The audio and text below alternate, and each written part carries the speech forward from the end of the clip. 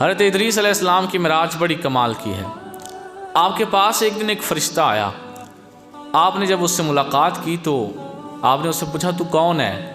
کہتا ہے حضور میں نے اللہ سے دعا مانگی ہے کہ یا اللہ مجھے ادریس علیہ السلام سے ملاقات کا شرف دے، اجازت دے۔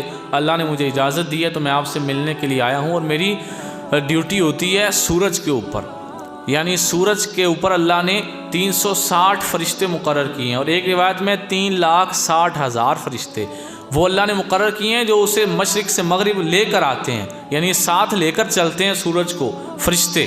تو کہتے ہیں میں ان میں تھا، تو میں نے اللہ سے کہا میں نے ادریس علیہ السلام سے ملنا ہے، تو اللہ نے مجھے اجازت دی، میں آپ سے ملنے آیا ہوں۔ آپ نے فرمایا چلو ٹھیک ہے، آپ جس دن سورج پوری گرمی کے ساتھ چمک رہا ہوا، فل آب و تاب کے ساتھ جس دن سورج عروج پر ہوا اس دن میرے پاس آنا۔ اس نے کہا ٹھیک ہے آؤں گا۔ آ گیا، آ کر کہنے لگا آپ نے مجھے حکم دیا تھا کہ جس دن سورج زیادہ چمک رہا ہوا، پورے جوبن پہ ہوا، اس دن آنا، تو میں حاضر خدمت ہو گیا ہوں۔ آپ نے کہا چلو میں اللہ سے دعا مانگتا ہوں، یا اللہ میں سورج کو دیکھنا چاہتا ہوں۔ اب سائنس کہتی ہے سورج کے اتنا قریب بھی جائیں تو بندہ جل جاتا ہے۔ اللہ کے نبی حضرت ادریس علیہ السلام فرشتے کے ساتھ سورج میں گئے، سورج کے اندر چلتے پھرتے رہے، واپس آ گئے۔ آپ کا جلنا تو دور کی بات، آپ کے جسم کے کپڑے بھی نہیں جلے، آپ کے جوتے بھی نہیں جلے، آپ کے جسم کا لباس بھی نہیں جلا۔ تو آج سائنس کہتی ہے سورج کے اتنا قریب جائیں تو یہ ہو جاتا ہے، اور باقی بات ٹھیک ہے، آپ گرمیوں کے موسم میں آپ سے یہاں پہ گرمی برداشت نہیں ہوتی، لیکن حضرت ادریس علیہ السلام نے سورج کے اندر جا کے سیر کی ہوئی ہے۔ یہ ادریس علیہ السلام کی معراج ہے، اور آپ کی معراج اور بھی ہے۔ جب یہ خواہش پوری ہو گئی نا تو اللہ نے کہا کچھ اور چاہتے ہو؟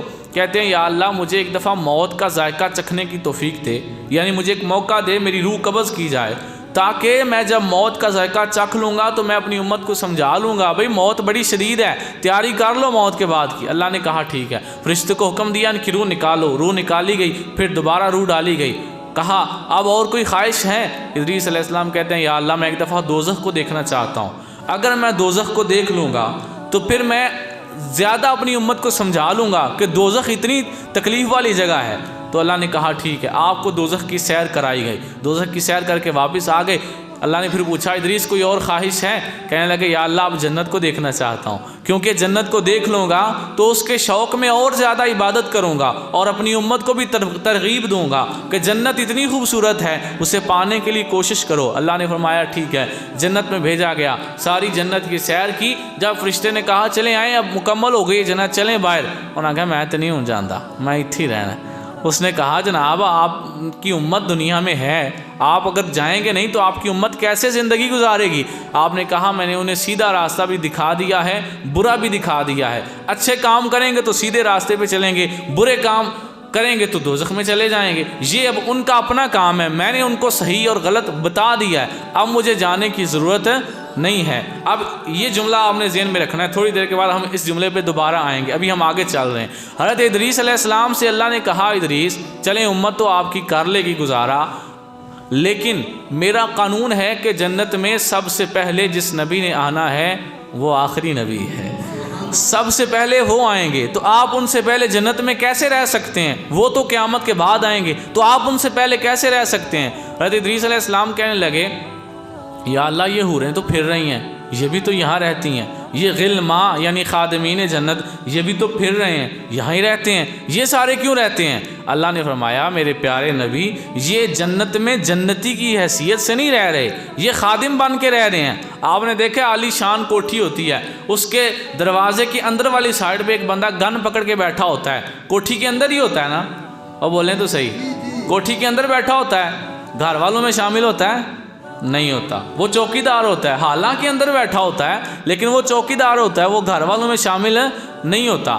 اللہ نے فرمایا پیارے نبی یہ جو جنتی تجھے نظر آ رہے ہیں حوریں اور غلما، یہ جنتی نہیں ہیں، یہ تو ان کے خادم ہیں، یہ خادم بن کے اس نبی کا قیامت تک انتظار کریں گے۔ حضرت ادریس علیہ السلام کہنے لگے یا اللہ میں بھی تیرے نبی کا انتظار کروں گا۔